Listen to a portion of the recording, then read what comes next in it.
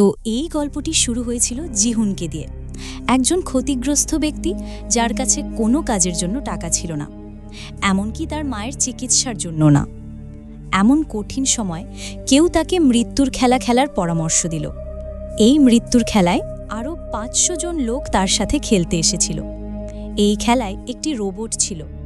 যদি কোনো ব্যক্তি সামান্য ভুলও করত, তাহলে সেই রোবটটি ধরা পড়ার পর তাকে মেরে ফেলত। এই খেলায় জয়ী হবার জন্য জিহুন একজন বৃদ্ধ ক্যান্সার রোগীকে প্রতারণা করে তার জীবন বাঁচিয়েছিলেন এবং অবশেষে এই খেলায় জয়ী হয়েছিলেন। তিনি 500 জন খেলোয়াড়ের মধ্যে একজন ছিলেন যারা বিজয়ী হয়েছিলেন। বাকিরা সেই খেলায় নিহত হয়েছিল। খেলা জেতার পর সে অনেক টাকা পেয়েছিল, কিন্তু সে সেই টাকাটাও ছুঁয়নি, কারণ তার মনে হয়েছিল যে খেলায় আসা 500 জন লোক তার কারণেই মারা গেছে। এই ব্যাপারে তিনি দুঃখিত ছিলেন। জিহুন একটি মর্মান্তিক সত্য জানতে পেরেছিলেন যে অভিজাতরা কেবল তাদের বিনোদনের জন্য এই ধরনের লোকদের জীবন কেড়ে নেয়। তারা এই ধরনের খেলা খেলত এবং উপভোগ করত। সে সিদ্ধান্ত নিল যে সে এই খেলা বন্ধ করবে। পরে আমরা জুনহোর সাথে দেখা করি, একজন পুলিশ অফিসার যার ভাই পালিয়ে গেছিল। ভাইকে খুঁজতে খুঁজতে জুনহো তার ভাইয়ের ঘরে একটি স্কুইড গেম কার্ড খুঁজে পায়। তিনি এই গেমের নৃশংসতা সম্পর্কে জানতে পেরেছিলেন, কিভাবে পরাজিতদের নির্মমভাবে হত্যা করা হয় এবং প্রথম গুলি করার পরে যে বেঁচে যায় তার অঙ্গগুলি সরিয়ে বিক্রি করা হয়।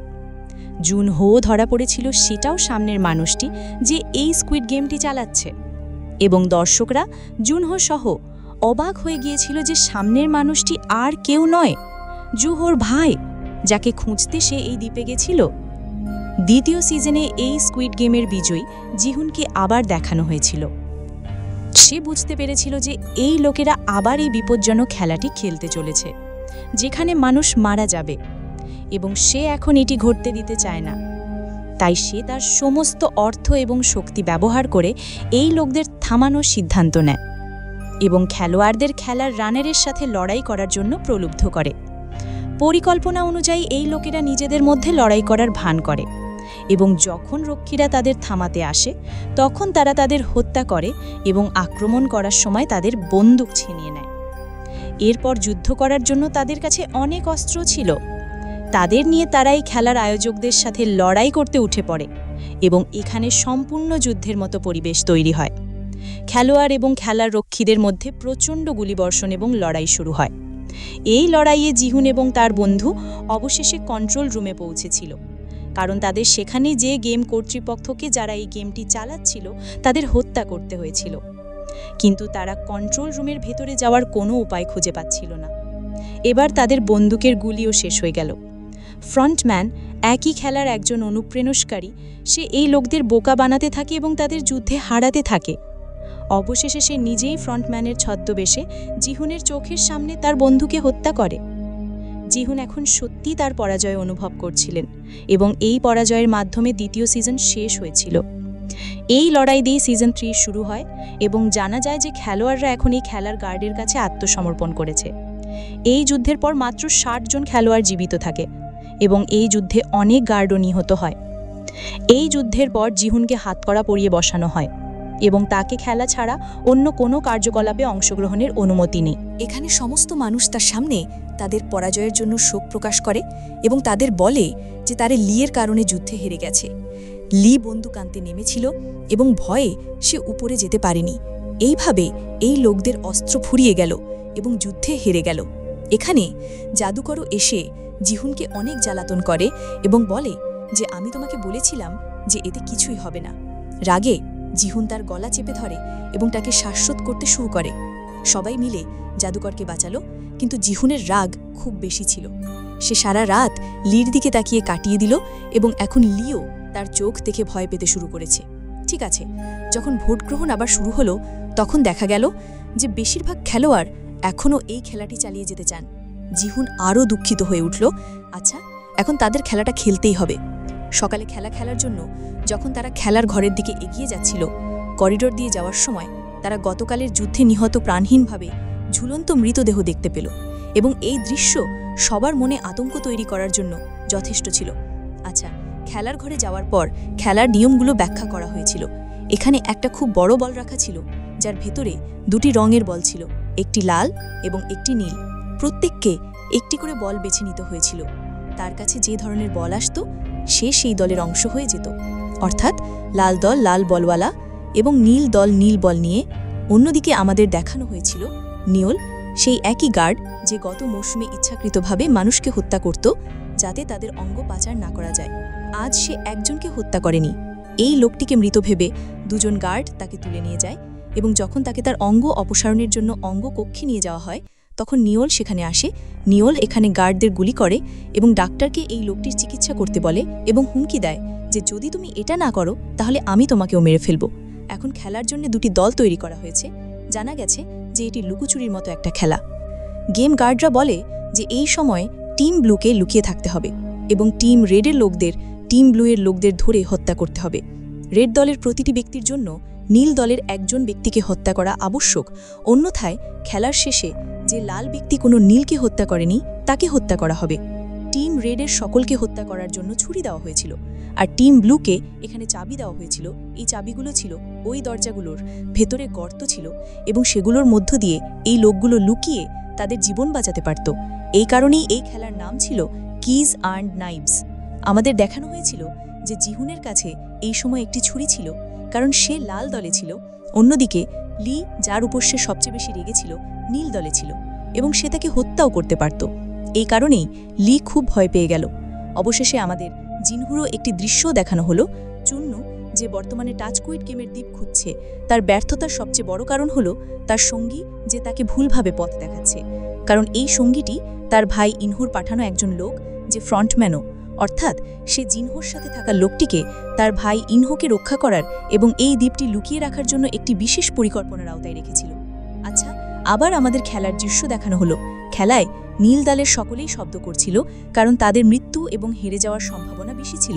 এই কারণেই টিম গার্ডরা তাদের বলে যে যদি তুমি চাও তাহলে লাল দলের যে কোনো সদস্যের সাথে নিজেকে বিনিময় করতে পারো। মানুষ এটা করার চেষ্টা করেছিল, কিন্তু তারা ব্যর্থ হয়েছিল। এবার খেলার রক্ষীরা নীল দলের সবাইকে প্রথমে খেলার মাঠের ভেতরে যেতে বলল, যাতে তারা লুকোনোর সুযোগ পায়। এই আখড়াটি ছিল একটি গোলকধাঁধার মতো, যেখানে অনেক কক্ষ ছিল এবং তাদের দরজা বন্ধ ছিল। এই লোকদের এই দরজা চাবি দেওয়া হয়েছিল। তাদের সেই দরজাটি খুঁজে বের করে সেই ঘরে লুকিয়ে থাকতে হয়েছিল। এখানে আমাদের দেখানো হয়েছিল যে গর্ভবতী ড্যানিকে এখনো ক্যাট এবং ইয়াং সাহায্য করছে। এখন দেখা গেল যে লাল দলের সবাই ভেতরে যাওয়ার জন্য প্রস্তুত এবং জিয়ন কেবল লিকে হত্যা করার জন্য মগ্ন। লিও এটা জানতো, তাই সে তার জীবন বাঁচাতে যত তাড়াতাড়ি সম্ভব লুকোনোর চেষ্টা করছিল।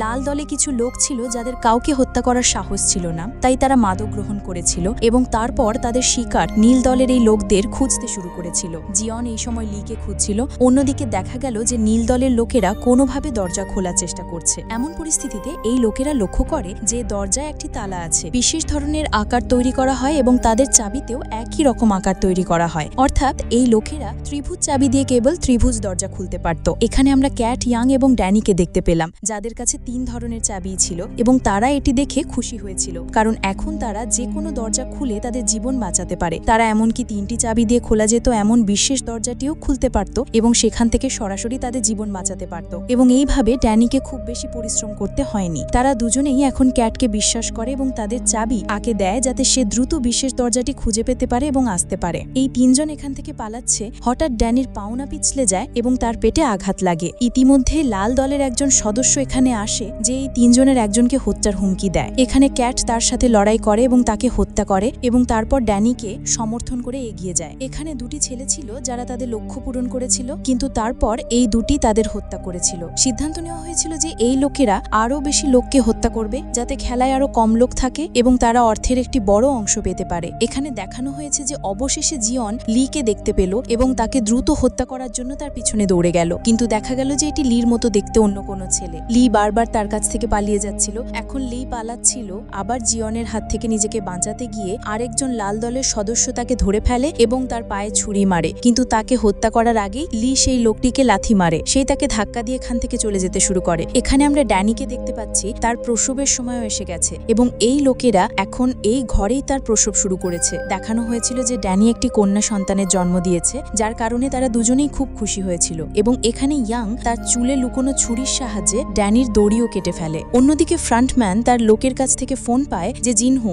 অর্থাৎ তার ভাই এখনো স্কুইড জিনের দ্বীপটি খুঁজছে। সে তার উদ্দেশ্য থেকে পিছু হটছে না। তাই ফ্রন্টম্যান তাকে বলে যে যাই ঘটুক না কেন তুমি তাদের এই দ্বীপে পৌঁছতে দেবে না, এবং যদি তারা কোনোভাবে এখানে পৌঁছতে সফল হয় তাহলে তোমার সবাইকে হত্যা করা উচিত। অন্যদিকে দেখানো হয়েছিল যে নিয়লকে বাঁচানোর চেষ্টা করেছিলেন তিনিও জ্ঞান ফিরে পেয়েছেন। নিয়ল তার কাছ থেকে তার পরিচয় গোপন করতে চেয়েছিল, সেই কারণেই সে তার মুখোশ পরেছিল।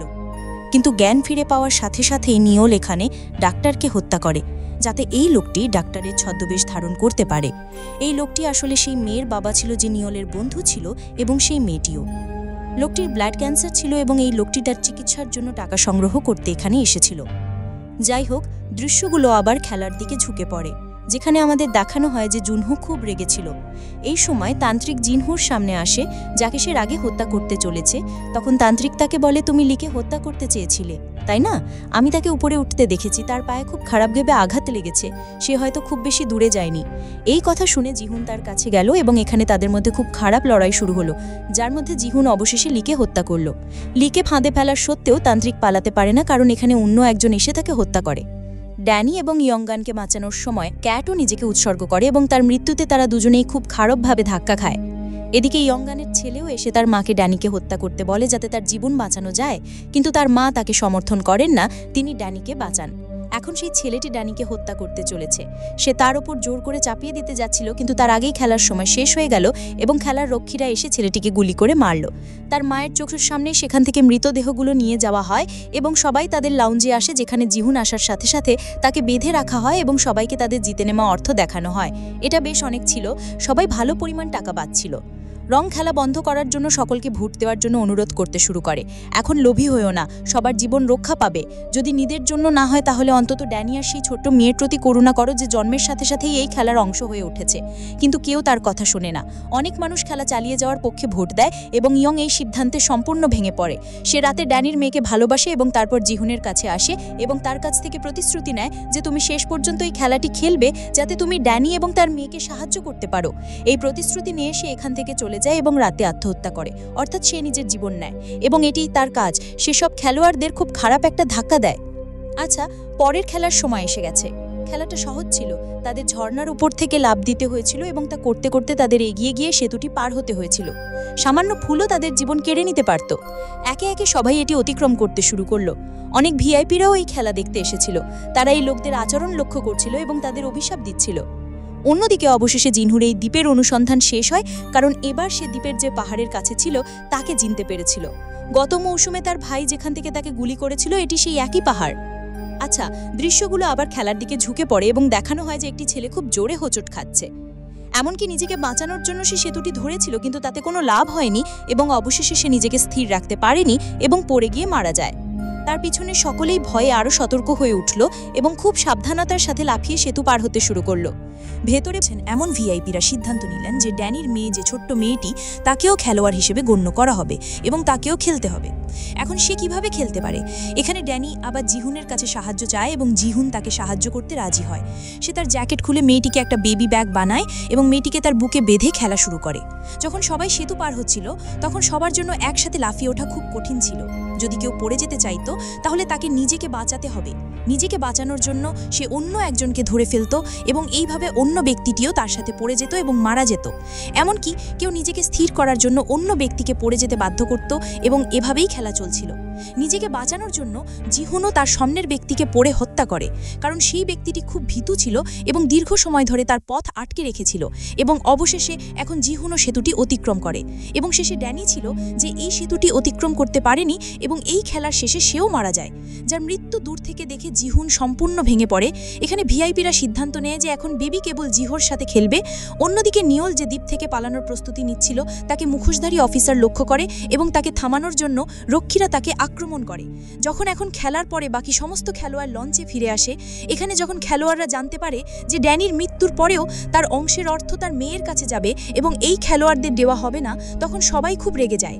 এমনকি তারা এই দরিদ্র নির্দোষকে হত্যা করার পরিকল্পনাও করে মেয়ে, কিন্তু গার্ডরা মেয়েটির জীবন বাঁচায়, কিন্তু মেয়েটির বেঁচে থাকা এই খেলোয়াড়দের জন্য ভালো ছিল না।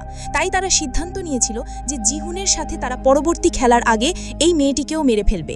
এখন এটা স্পষ্ট যে খেলার মানুষ অর্থাৎ যে ফ্রন্টম্যান তাদের উপর নজর রাখছিল, সে এই সব সম্পর্কে জানতে পারে এবং ফাইনাল রাউন্ডের আগে ফ্রন্টম্যান জিহুনকে তার অফিসে দেখা করতে ডাকে এবং জিহুন অবাক হয়ে দেখে যে ফ্রন্টম্যান আর কেউ নয়, ইনহো, যাকে সে খেলার শুরু থেকেই তার বন্ধু মনে করত এবং তার প্রতি সহানুভূতি প্রকাশ করছিল। তার মৃত্যুর খবর খেলার লোকেরাও নিশ্চিত করেছে এবং তার মৃত্যুতে সেও দুঃখিত ছিল, কিন্তু এখন তাকে ফ্রন্টম্যান হিসেবে দেখে সবার উপর জিহুনের আস্থা শেষ হয়ে যায়। সামনের লোকটি জিহুনকে বলে যে আমি তোমাকে একটা চুক্তি করার জন্য এখানে ডেকেছি। সে তাকে বলে যে সব খেলোয়াড় তোমাকে আর ওই বেচারি মেয়েটিকে হত্যা করার পরিকল্পনা করছে, তাই আমি তোমাকে চুক্তিবদ্ধ বলছি। আমি তোমাকে খেলার শেষ রাউন্ডের আগে সবাইকে মেরে ফেলার প্রস্তাব দিচ্ছি এবং আমি তোমাকে এই সমস্ত পুরস্কারের টাকা এবং এই শিশুটি দেব। আধা কাটার পর আমাদের জুহুকে দেখানো হয় যে এই দ্বীপটি খুঁজতে মরিয়া ছিল, কিন্তু সে বুঝতে পারছিল না কেন তার অনুসন্ধান এখনো শেষ হয়নি। সে জানতে পারল যে তার নিজেরই একজন সঙ্গী তাকে প্রতারণা করছে এবং বিভ্রান্ত করছে। সে আসলে উনুর সঙ্গী ছিল, তার লোক ছিল এবং তাদের তথ্য দেওয়ার সময় সে ধরা পড়ে। রাগ এবং আবেগে সে তার সাথে মারামারি শুরু করে। এই লোকটিরও সবাইকে হত্যা করার ইচ্ছা ছিল, কারণ তারা তাকে নির্দেশ দিয়েছিল যে যদি এই পুলিশ সদস্যরা দ্বীপে পৌঁছায় তাহলে তুমি তাদের সবাইকে হত্যা করবে, কিন্তু এখন সে নিজেই তাদের সাথে লড়াইয়ে নিহত হয়। এদিকে নিয়ল, যাকে রক্ষীরা আক্রমণ করছিল, তার সাথে একটা চুক্তি করে যে তুমি যদি তোমার জীবনকে ভালোবাসো তাহলে তোমার দ্বীপে ফিরে আসা উচিত। সে রাজি হয়, কিন্তু চলে যাবার আগে সে কোনোভাবে শিশুটির বাবাকে সেখান থেকে বের করে আনতে সক্ষম হয় এবং তার দ্বীপে ফিরে আসে এবং একটি গোপন কক্ষে যায় এবং বন্দুক দিয়ে অফিসারদের গুলি করে। সে বিন্দুমাত্র বুঝতে পারে না এবং কিছু অফিসারকে হত্যা করার এবং কিছুর সাথে লড়াই করার সময় সে অফিসারদের সেই লোকটির এখানে আসার এবং এখান থেকে পালিয়ে যাওয়ার সমস্ত প্রমাণ মুছে ফেলতে বাধ্য করে এবং সে তার মিশনে সফলও হয়। এখানে রাতে দেখানো হয়েছে যে জিহুন এখনও সিদ্ধান্ত নিতে পারছিল না যে তার কি করা উচিত। তার কি সত্যিই সমস্ত খেলোয়াড়কে হত্যা করা উচিত? এই দ্বিধাগ্রস্ত অবস্থায় সে হাতে ছুরি নিয়ে সবার বিছানায় যায়, কিন্তু কাউকে হত্যা করার আগে তার বিবেক তাকে বলে যে সে খুনি নয় এবং এইভাবে সে সবাইকে হত্যা করার সিদ্ধান্ত থেকে বিরত থাকে। ইনহু, যে এই সময় জিহুনকে খুব মনোযোগী দেখছিল, তার অতীতের কথা মনে পড়ে গেল যখন সেও 2015 সালের খেলায় একই প্রস্তাব পেয়েছিল এবং সেও এই প্রস্তাব গ্রহণ করে সবাইকে মেরে ফেলেছিল। কিন্তু জিহুনকে দেখার পর সে বুঝতে পারল যে সব মানুষ তার মতো লোভী নয়। এখন পরের দিন আসে এবং আরেকটি খেলা শুরু হয়। এই খেলাটি প্রথম খেলার থেকে অনেক বেশি অদ্ভুত ছিল। এখানে 3টি জাহাজের টাওয়ার তৈরি করা হয়েছিল, যেগুলো উপরে ওঠার পর তাদের নিজেদের সঙ্গীদের সাথে প্রতারণা করতে হয়েছিল এবং তাদের জীবন বাঁচাতে সমস্ত লোককে টাওয়ার থেকে ফেলে দিতে হয়েছিল। এখানে জ্যাক সবাইকে সত্যিটা বলে যে সে এই মেয়েটির জৈবিক পিতা, যাকে বাঁচানোর জন্য সে এখন চিন্তিত ছিল। তাকে বাঁচানোর জন্য সে প্রথমে একটি রড তুলে একজন বৃদ্ধকে ধাক্কা দেয় এবং রড দিয়ে তাকে মাটিতে ফেলে দেয় এবং একইভাবে অন্যান্য পুরুষদের হত্যা করতে শুরু করে। অন্যরা নিজেদের জীবন বাঁচানোর জন্য একে অপরের সাথে লড়াই করছিল এবং যে তাদের একজনকে নামাতে সফল হবে সে একটি রাউন্ড জিতবে। জ্যাকি বেশিরভাগ মানুষকে হত্যা করছিল এবং নামিয়ে আনছিল যাতে তার পুরস্কারের টাকা বৃদ্ধি পায়। এই সব ঘটনার মাঝখানে একজন মানুষ এই শিশুটিকে বাঁচাতে নিজের জীবন দেয়। এখানে আবার জ্যাক একজন লোককে ছুরি দিয়ে আক্রমণ শুরু করে এবং তাকে হত্যা করার পর তাকে নিচে নামিয়ে আনে। একে একে সমস্ত লোক নিহত হয় এবং জ্যাক এবং জন রক্ষা করা হয়। সে জনকে বলে, দেখো তুমি এই বাচ্চাটি আমাকে দাও, আমি এই বাচ্চাটিকে নিচে নামিয়ে আনবো এবং তোমাকে কিছু বলবো না। কিন্তু জন এই শিশুটিকে খুব ভালোবাসত, সে তাকে কোনো বিপদে ফেলতে পারেনি। এই বাচ্চাটির কারণে তাদের দুজনের মধ্যে ঝগড়া শুরু হয়। জ্যাকের হাতেও একটি ছুরি ছিল যা দিয়ে সে তাকে হত্যা করতে পারত, কিন্তু জন নিজেকে এবং সেই শিশুটিকে বাঁচানোর চেষ্টা চালিয়ে গেল। আর এই সবের মাঝখানে জ্যাক অবশেষে তার মেয়েকে টেনে তুলতে সফল হয়। সে তার মেয়েকে নামিয়ে আনতে যাচ্ছিল। সমস্ত ভিআইপিরা তার জন্য অপেক্ষা করছিল। জিহুন যখন তাকে অনুরোধ করছিল যে এটা করো না, এই বাচ্চাটিকে ফেলে দিও না, তখন তারা মেয়েটির আচরণ লক্ষ্য করছিল। অবশেষে জিহুন লোকটিকে ধাক্কা দিয়ে বাচ্চাটিকে ধরতে বলে এবং দ্রুত তার জ্যাকেটটি ধরে ফেলে যেখানে বাচ্চাটি ছিল। এখানে যদি সে চাইতো পতনের সময় জ্যাকের জীবন বাঁচাতে পারত, কিন্তু সেটা করেনি। অবশেষে জ্যাক পড়ে গেল এবং মারা গেল এবং চূড়ান্ত রাউন্ডে আমাদের জিহুনকে সেই শিশুটির সাথে দেখানো হলো। আচ্ছা, এই দ্বীপের বাইরে আমরা দেখতে পাই যে জিহুন ওই দ্বীপে পৌঁছেছিল। সেই দ্বীপের বাইরের লোকটিকেও দেখতে পায় যাকে নিওয়াল বের করে এনেছিল এবং তাকে উদ্ধার করে এবং তারপর সমস্ত রক্ষীদের সাথে সেই দ্বীপে স্কুইড গেমের লোকদের খুঁজতে বেরিয়ে পড়ে। খেলার ভেতরে চূড়ান্ত রাউন্ডে দেখানো হয়েছিল যে জিহুনের হাতে সেই শিশুটি ছিল এবং সে গভীর চিন্তায় মগ্ন ছিল। ভিআইপিরাও মানুষের আচরণ লক্ষ্য করে এবং জিহুনের গায়ে শার্টটি পরিয়ে দেয় যে জিহুন এই শিশুটিকে মেরে ফেলবে এবং দামের টাকা সহ তার জীবন বাঁচাবে। এবার কিছু ভাবতে ভাবতে জিহুনও ফাইনাল রাউন্ডের বোতাম টিপে দেয় এবং সবাই ভিআইপিরা হতবাক হয়ে যায় এবং জিহুন কি করে তা দেখার জন্য অপেক্ষা করে। সবাই আশা করছিল যে সে বাচ্চাটিকে ফেলে দেবে, কিন্তু জিহুন বাচ্চাটিকে পাশে রাখে এবং কোনো অভিব্যক্তি না দিয়ে নিজের জীবন নিয়ে নেয়। নিজের জীবন নেওয়ার জন্য সে নিজেই চুলা থেকে লাফিয়ে দিয়েছিল এবং এতে করে সমস্ত ভিআইপি এমনকি সামনের লোকটিও হতবাক হয়ে গেছিল। এই কাজ করে তিনি প্রমাণ করলেন যে তিনি একজন মানুষ, পশু নন এবং তার মধ্যে মানবতা এখনও বেঁচে আছে। ভিআইপিরা ভাবতেও পারেননি যে খেলাটি এভাবে মোড় নেনে।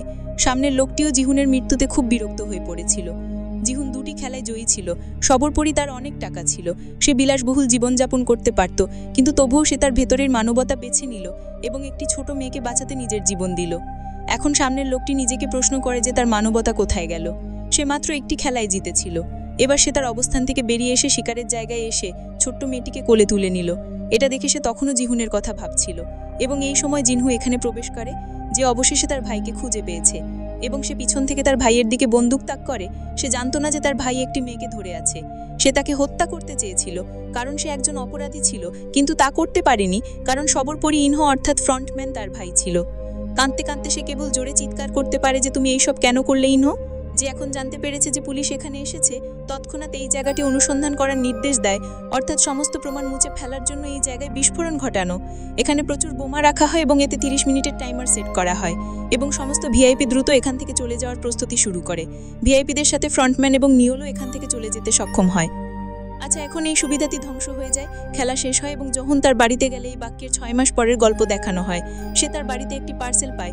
এই পার্সেলে সেই ছোট্ট মেয়েটি এবং তার জয়ী পুরস্কারের টাকাও ছিল, যা সে তার জন্য পাঠিয়েছিল কারণ সে মনে করেছিল যে তার ভাই একটি ভালো জীবনের যোগ্য এবং একই সাথে এই মেয়েটিও একটি ভালো জীবনের যোগ্য, যা কেবল জিহুনই দিতে পারে। সিনেমার পোস্ট ক্রেডিট দৃশ্যে আমরা সামনের লোকটিকে নিজেই দেখতে পাই, যে জিহুনের মেয়ের সাথে দেখা করতে যায়। সে জিহুনের মৃত্যুর খবর তাকে দেয় এবং জিহুনের কার্ডও দেয়, যাতে তার সমস্ত জয়ের পরিমাণ ছিল। এরপর যখন সে এখান থেকে চলে যেতে যাচ্ছিল, তখন সে এখানের একটি রাস্তায় একটি মেয়েকে দেখতে পেল যে এখানে তাচি গেম খেলে মানুষকে স্কুইড গেমের খেলোয়াড় বানাচ্ছিল। এটা দেখে সে বুঝতে পারল যে যদিও সেই সুবিধা শেষ হয়ে গেছে, কিন্তু স্কুইড গেম এখনও শেষ হয়নি। এখন এটি সারা বিশ্বে চলবে এবং এবার এটি মার্কিন যুক্তরাষ্ট্রে খেলা হবে, যা স্পষ্ট অর্থ হলো স্কুইড গেমের পরের অংশও আসবে এবং এরই সাথে এই মরশুমটি এখানেই শেষ হবে।